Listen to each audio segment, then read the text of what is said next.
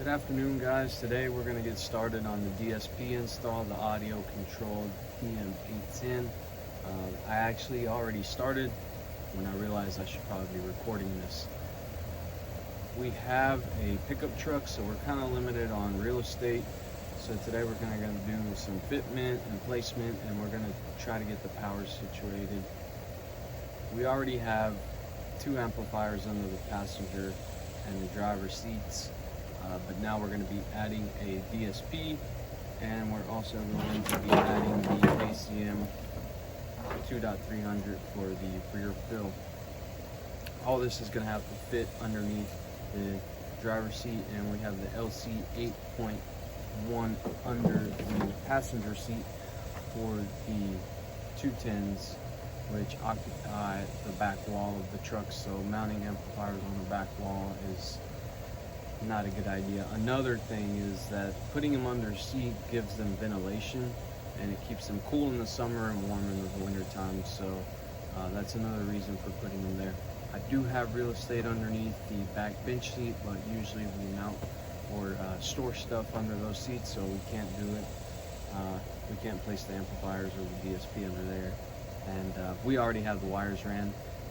We just need to run a set of wires from each set of drivers from the front door. So basically we need a wire from the tweeter, one from the mid-range, and one for the mid-bass. So 3 wires, both doors. That's 6 wires. Right now we just have one because we ran previously a wire for the passive crossover, which in turn distributed the signal to the 3 drivers.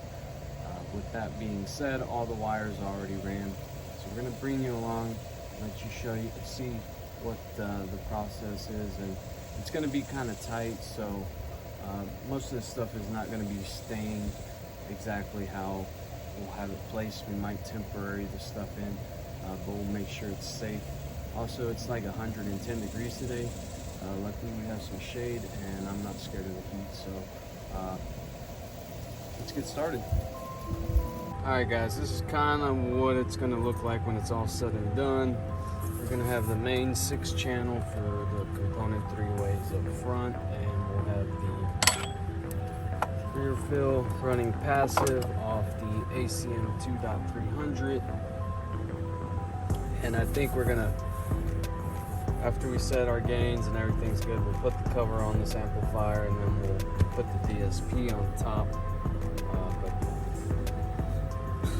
That's mainly how it's going to be. We do have some 1/4-inch PVC here that we're going to try to incorporate, but I really think I'm going to use some MDF wood because this is way too flimsy. Even if I glue 2 or 3 sheets together, I don't think, it's just harder to cut, and I think the MDF or just any type of smooth wood would just be a lot sturdier and a lot prettier. So like I said, we're going to try to get it working, and then we'll come back and build an amp rack, but we'll still try to keep it safe.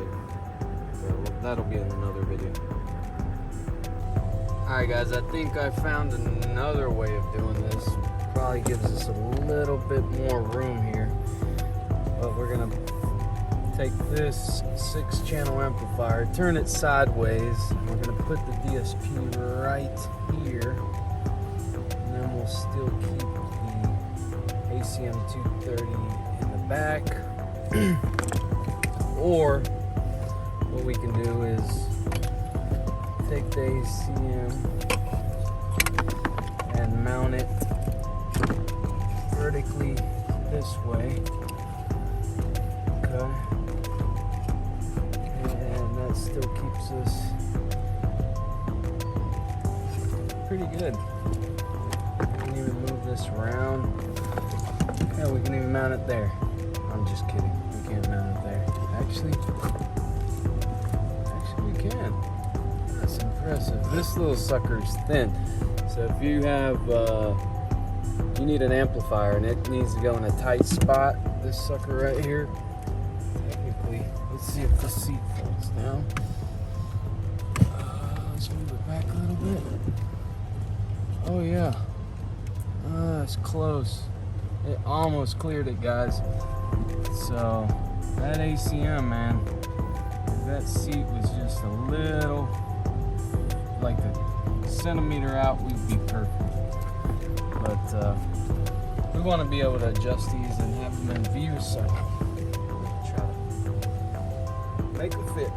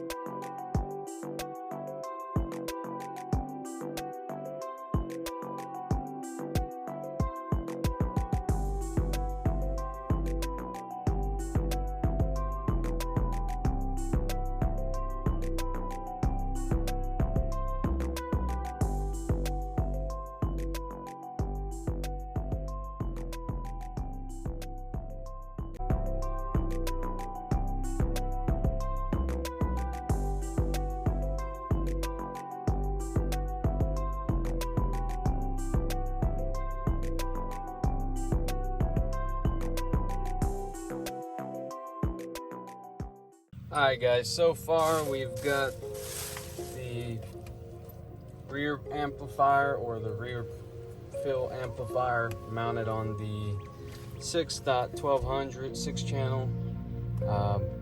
We tested everything. This is only temporary. This is all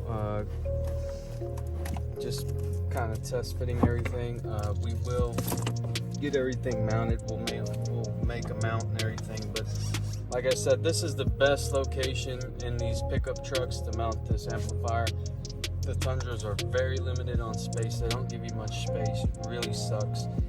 Can't put it on the back wall because we got the subs there, and you'll never be able to access them.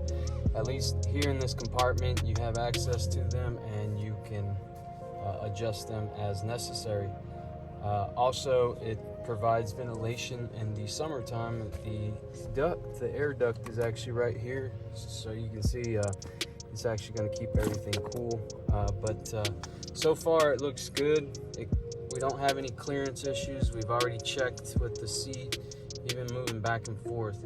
I will say that in order to make the clearance work, they sell these lift kits that are called seat jackers, and they're made for the Toyotas, and they basically are to give you a more comfortable ride height. If you can see right there, and basically it's kind of like a spacer, and that's going to give you about 1.5 inches, it looks like, to 2 inches of height clearance.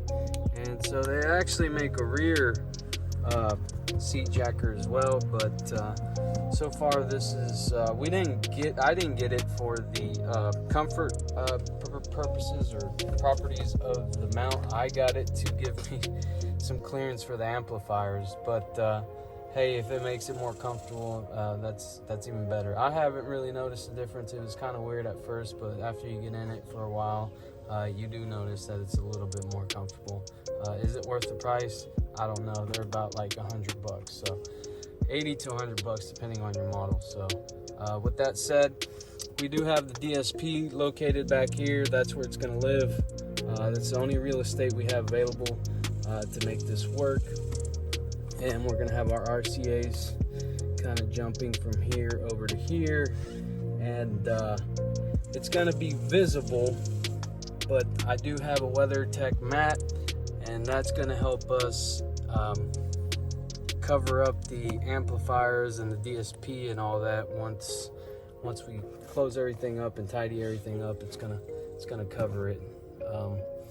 That's gonna be another video, guys. We're gonna be showing y'all how to wire up the DM-810 or just the DSP, and it's gonna be a buttload of more wires because there's 10 channels of output. So 1 and 2, 3, 4 and 5, 6 are going to be for the fronts, 7 and 8 are going to be for the rears, and I think 9 and 10 we're going to use for the sub. We're not going to use the head unit for the subwoofers. We're just going to use the DSP, and the reason we're going to use the DSP is because we're going to be using an ACR3 volume knob. Now we do have an ACR1 right there at the moment. If you can see it, we're going to be replacing it with the ACR3, and it should fit perfectly in that spot. We'll just have to drill another hole because the ACR3 comes with two LED lights instead of one. So stay tuned, guys, and hopefully y'all enjoyed this video. If y'all like this kind of content, please like and subscribe.